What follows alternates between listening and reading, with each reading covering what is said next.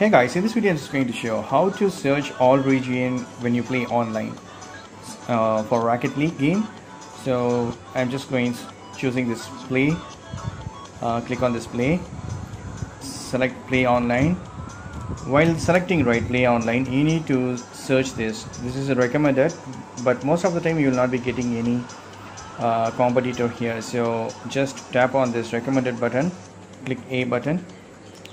Just enable all the regions, Europe, Asia. So I selected all these regions here. So then when you're ready, press this plus button for finding the match. I'm searching for 6th region. So that's it. Going back, moving to find match, selecting this play match, then see it is started searching. Definitely I will be getting within the 6th region.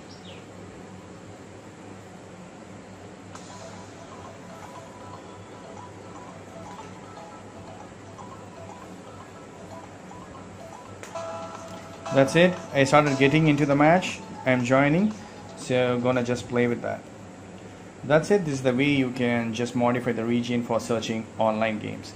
That's it. Thank you so much for watching my video. Please put a comments and feedbacks in my video forms. Thank you. Bye.